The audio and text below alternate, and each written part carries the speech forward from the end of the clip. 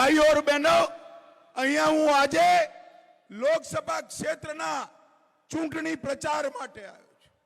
પૂર્વ, પશ્ચિમ, ઉત્તર, દક્ષિણ અત્યાર સુધી 239 લોકસભા ક્ષેત્રોમાં જતા જતા જતા જતા આજે પોરબંદર આવ્યો છું. 2 ચરણ થઈ ગયા ભાઈ. પરિણામ જાણવું છે 2 ચરણનું? પાક્કું જાણવું છે? જોરથી બોલો જરા. ક્યાંય કહેશો નહીં ને? ખાનગી રાખજો હો. બંને ચરણમાં રાહુલ બાબાના સુપડા સાફ થઈ ગયા. પૂર્વ, પશ્ચિમ, ઉત્તર, દક્ષિણ, મધ્ય જ્યાં જઈએ ત્યાં મોદી મોદી મોદી મોદી મોદીના નારા સમગ્ર દેશની અંદર ભારતીય જનતા પાર્ટીના કાર્યકર્તાઓનું સ્વાગત કરે છે. આ વખતે દેશની જનતાએ નક્કી કરી લીધું છે મિત્રો કે ફરી એકવાર મોદી સરકાર, નરેન્દ્રભાઈને ત્રીજી વાર પ્રધાનમંત્રી બનાવવા માટે આખો દેશ કટિબદ્ધ છે.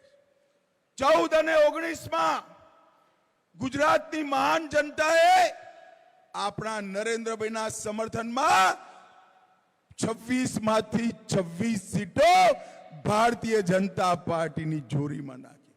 અને આ વખતે તો એક ડગલું આગળ નીકળી. કાઉન્ટિંગ પહેલા જ સુરતમાં ખાતું ખોલવાનું કામ થઈ ગયું છે ભાઈ. અને હવે બાકી બચેલી 25 સીટો ફરી એકવાર હેટ્રિક કરી નરેન્દ્રભાઈના નામે સંસદમાં મોકલવાની છે. ભાઈઓ અને બહેનો, જ્યારે આપણે મનસુખભાઈને મત આપીએ, મનસુખભાઈના નામની સામે જે કમળનું નિશાન છે એની પર તમે બટન દબાવશો ત્યારે એ માનીને ચાલજો, તમારો મત સીધે સીધો નરેન્દ્ર મોદીને વડાપ્રધાન બનાવવા માટે જવાનો છે. ભાઈઓ और બહેનો, આ 10 વર્ષમાં આપણા નરેન્દ્રભાઈએ સમગ્ર દેશ અને દુનિયામાં ન કેવળ ભારતનું નામ, આપણા ગુજરાતનું નામ ઉજળું કરવાનું કામ નરેન્દ્ર મોદીએ કર્યું છે. મનસુખભાઈએ હમણાં બધું ગણાયું. કરોડો ગરીબોને અલગ અલગ પ્રકારથી ફાયદા મળ્યા. એ બધી વાત હું પછી કરીશ. પરંતુ નરેન્દ્રભાઈએ અમુક કામો એવા કર્યા છે જે 1000 વર્ષ કરતા પણ વધારે સમય દેશની જનતા જેને યાદ રાખવાની છે. મને બતાવો ભાઈ જામકંડોરણા વાળો, આ કાશ્મીર આપણું છે કે નહીં? અરે જોરથી બોલો, કાશ્મીર આપણું છે કે નહીં? આ કોંગ્રેસના અધ્યક્ષ શ્રીમાન ખડગેજી કે રાજસ્થાન ગુજરાત વાળાને કાશ્મીર જોડે શું લેવા દેવા? અરે ખડગે સાહેબ, ઉંમર 80 પાર થઈ, તમે આ દેશને હજી ઓળખી નથી શક્યા. મારા જામકંડોરણાનો એક છોકરો કાશ્મીર માટે પોતાનો જીવ આપવા માટે તૈયાર છે. ભાઈઓ, જીવ આપવા. મને બતાવો પોરબંદર વાળો, ધારા 370 370મી કલમ હટવી જોઈતી હતી કે નથી હટવી જોઈતી? જોરથી બોલો, હટવી જોઈતી હતી કે નથી હટવી જોઈતી? 70 વર્ષથી આ કોંગ્રેસ પાર્ટી 370ની કલમને દત્તક બાળકની જેમ પોતાના ખોરામાં રમાડે રાખતી હતી. કેમ? એમને વોટ બેંકની રાજનીતિ, તૃષ્ટિકરણ કરવું હતું. નરેન્દ્રભાઈએ આપ સૌએ બીજી વાર વડાપ્રધાન બનાયા. નરેન્દ્રભાઈએ 5 ઓગસ્ટ 2019ના દિવસે 370મી કલમ સમાપ્ત કરી નાખી અને કાશ્મીરને હંમેશા માટે ભારત જોડે જોડે. જ્યારે હું 370મી કલમ હટાવવાનું બિલ લઈ ઉભો થયો, એ વખતે રાહુલ બાબાએ મને રોક્યો. રાહુલ બાબાએ કહ્યું કે 370મી કલમ ના હટાવતા. મેં પૂછ્યું કેમ ભાઈ? તેમને કહ્યું કાશ્મીરમાં લોહીની નદીઓ વહી જશે. અરે રાહુલ બાબા, 5 વર્ષ થયા, 5 વર્ષ. આ નરેન્દ્ર મોદી સરકાર છે. લોહીની નદીઓ છોડો, કોઈની પથ્થર ચલાવવાની હિંમત નથી. પથ્થર ચલાવવાની હિંમત. નરેન્દ્ર મોદીજીએ આ દેશમાંથી આતંકવાદ અને નક્સલવાદ સમાપ્ત કરવાનું કામ કર્યું છે. ભાઈઓ બહેનો, સોનિયા મનમોહનની સરકાર હતી. મૌની બાબા મનમોહનસિંહ વડાપ્રધાન હતા. રોજ પાકિસ્તાનથી આલિયા, માલિયા, જમાલિયા ઘૂસી જતા હતા. બમ ધમાકા કરતા હતા. કરતા હતા કે નહીં? બોમ્બ ના ધડાકા ભાઈ કહો, જરા જોરથી બોલો, કરતા હતા કે નહીં? તમે નરેન્દ્રભાઈને 2014માં વડાપ્રધાન બનાયા. પાકિસ્તાને ભૂલ કરી દીધી. ઉરીને પુલવામામાં હુમલો કર્યો. પરંતુ પાકિસ્તાન આ વખતે ભૂલી ગયો કે આ વખતે મનમોહનસિંહ વડાપ્રધાન નથી, ગુજરાતનો નરબંકો નરેન્દ્ર મોદી વડાપ્રધાન છે. કોંગ્રેસની સરકાર નથી, ભારતીય જનતા પાર્ટીની સરકાર છે. 10 જ દિવસમાં નરેન્દ્રભાઈએ સર્જિકલ સ્ટ્રાઇક અને એર સ્ટ્રાઇક કરીને પાકિસ્તાનના ઘરમાં ઘૂસીને આતંકવાદીઓનો સફાયો કરવાનું કામ નરેન્દ્ર મોદીજી. ભાઈઓ ને બહેનો, નરેન્દ્રભાઈએ દેશને સુરક્ષિત કરવાનું કામ, નરેન્દ્રભાઈએ દેશને સમૃદ્ધ કરવાનું કામ. કોંગ્રેસ પાર્ટી 10 વર્ષથી દેશના અર્થતંત્રને 11મા નંબર પર છોડીને ગઈ હતી. નરેન્દ્રભાઈએ 10 જ વર્ષમાં 11મા નંબરથી 5મા નંબર પર લાવવાનું કામ નરેન્દ્ર મોદીજીએ કર્યું છે. અને હું તમને ગેરંટી આપવા આવ્યો છું. મોદી સાહેબની ગેરંટી છે, પોરબંદર વાળાઓ, 3જી વાર વડાપ્રધાન બનાવી દો, આપણું અર્થતંત્ર, આપણી ઇકોનોમી દુનિયાની 3જા નંબરની ઇકોનોમી બની જશે. મિત્રો, 3જા નંબરની.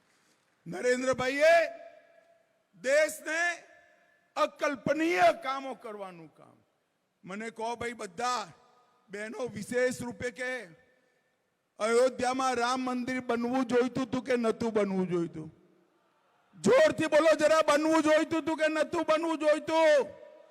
70 વર્ષથી વોટ બેંકની લાલચમાં આ કોંગ્રેસ પાર્ટી અયોધ્યાના મુદ્દાને લટકાઈ રાખ્યો, ભટકાવતા રહ્યા, અટકાવતા રહ્યા. નરેન્દ્રભાઈને બીજી વાર તમે વડાપ્રધાન બનાયા. 5 જ વર્ષમાં કેસ પણ જીત્યો, ભૂમિપૂજન કર્યું અને 22 જાન્યુઆરીએ પ્રાણ પ્રતિષ્ઠા કરી જય શ્રી રામ કરી દીધી. 500 વર્ષથી આપણા આરાધ્ય પ્રભુ શ્રી રામ ટેન્ટની અંદર અસ્થાયી જગ્યાએ પડે. નરેન્દ્રભાઈએ 500 વર્ષ પછી રામલલ્લાના ગૌરવ જેવું ભવ્ય મંદિર અયોધ્યામાં બનાવવાનું કામ કર્યું. અને ખાલી એ નહીં, કાશી વિશ્વનાથ કોરિડોર ઔરંગઝેબે તોડેલો ફરીવાર બનાવ્યો. મહાકાલ કોરિડોર, બદ્રીધામ, કેદારધામ પુનર્જીવિત કર્યા.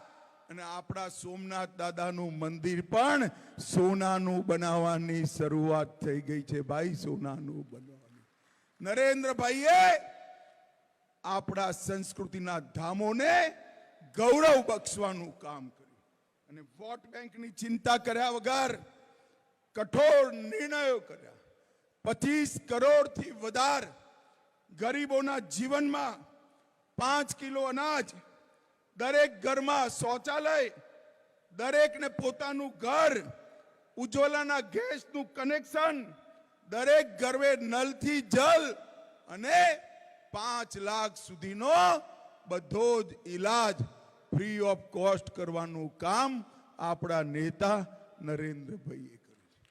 ભાઈઓ और બહેનો, હું સૌરાષ્ટ્રની જનતાને યાદ કરવા માંગુ છું.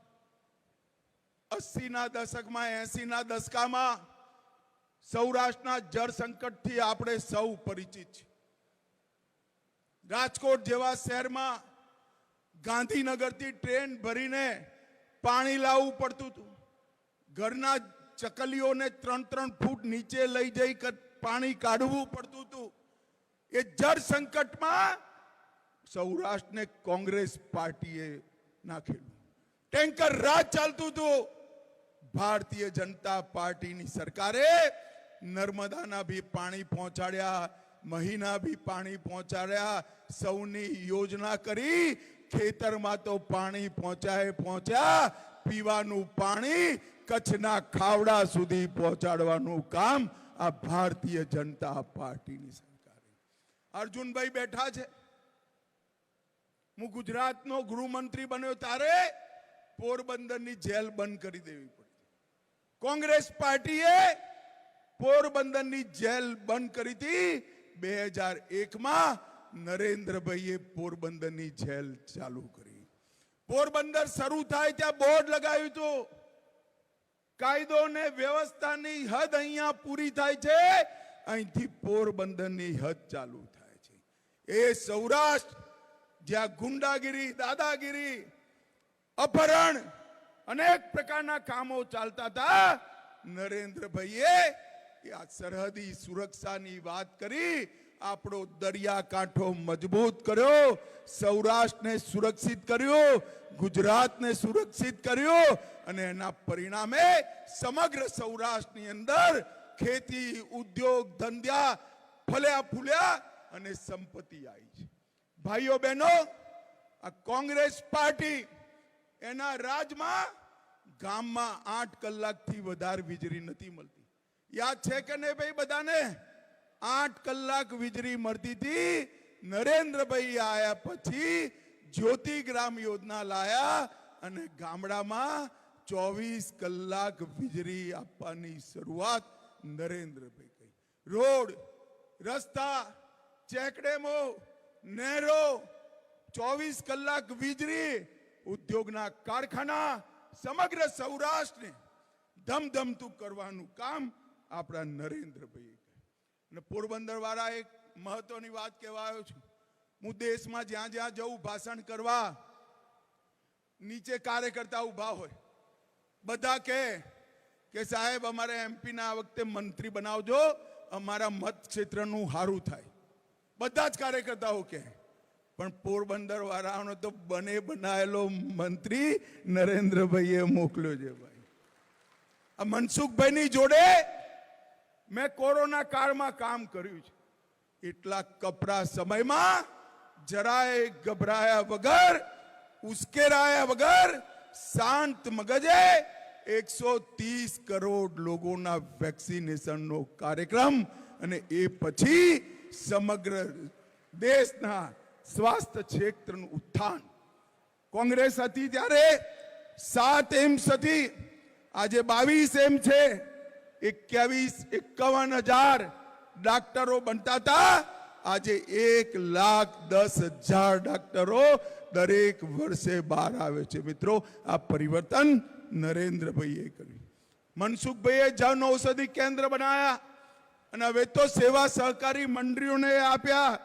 પહેલા 9 વર્ષમાં 80 ગણી વૃદ્ધિ જન ઔષધિ કેન્દ્રના લાભાર્થીઓને થઈ છે. 20% ભાવે બધી જીવન ઉપયોગી દવાઓ આજે નરેન્દ્રભાઈના યોજનાના લીધે મળે છે. એનું પૂરું સંચાલન આપણા મનસુખભાઈ કરી રહ્યા છે. મિત્રો, આજ હું અહીં આવ્યો છું ત્યારે ગુજરાતની જનતાને પણ કહેવા માંગુ છું, 10 વર્ષ સુધી યુપીએની સરકાર હતી, સોનિયા મનમોહનની સરકાર હતી. ગુજરાતને અન્યાય કરવામાં કશું બાકી નતું રાખ્યું, કશું. અને ભારતીય જનતા પાર્ટીએ 10 વર્ષમાં નરેન્દ્રભાઈએ ગુજરાતના નર્મદાથી માંડી બધા પ્રશ્નો હલ કર્યા. પરંતુ કોંગ્રેસ પાર્ટીએ 10 વર્ષમાં ગુજરાતને 1,22,000 કરોડ આપ્યા હતા, ખાલી 1,22,000 કરોડ. અને નરેન્દ્રભાઈએ 5,35,000 95,000 કરોડ રૂપિયા આપણા ગુજરાતને આપવાનું કામ. અને આ કોંગ્રેસ પાર્ટીએ જવાહરલાલ નહેરુ, ઇન્દિરા ગાંધી, રાજીવ ગાંધી એમના સિવાય જાણે કોઈ નેતા જ નથી દેશમાં. મહાત્મા ગાંધીને ભૂલાઈ દીધા અને સરદાર સાહેબનું તો નામો નિશાન સમાપ્ત કરી નાખ્યું હતું. નરેન્દ્રભાઈએ કેવડિયા કોલોનીમાં ગગનચુંબી સરદાર સાહેબનું પૂતળું બનાવી સમગ્ર દુનિયામાં સરદાર સાહેબનું નામ અમર કરવાનું. સરદાર પટેલને દેશની જનતાના મનમાં જે એમનું સન્માન છે એ સન્માનને અનુરૂપ સ્મારક બનાવવાનું કામ આપણા નેતા નરેન્દ્રભાઈ કર્યું. ભાઈઓ બહેનો, મારે લાંબી વાત નથી કરવી. હું એટલી જ વાત કરવા આવ્યો છું. હજારો વર્ષથી આપણે ભારત દુનિયામાં સૌથી મહાન હતું એ વાત સાંભળતા, અને નરેન્દ્રભાઈએ એ સંકલ્પ લીધો છે.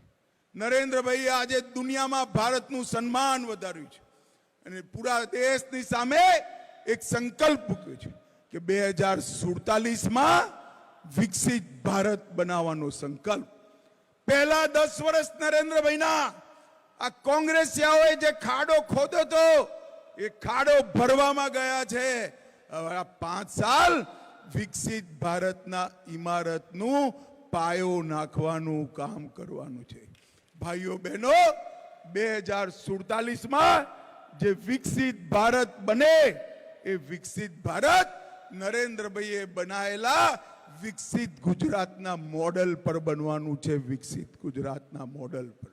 હું આજે ગુજરાતમાં ચૂંટણીની પહેલી સભા પોરબંદર સંબોધું છું ત્યારે સમગ્ર ગુજરાતની જનતાને 2 હાથ જોડી અપીલ કરવા આવ્યો છું. નરેન્દ્રભાઈએ સમગ્ર દુનિયામાં ગુજરાતના નામને ઉજ્જવળ કરવાનું કામ. ગાંધી સરદારના ગુજરાતને નરેન્દ્રભાઈએ નવી ઓળખ આપી છે.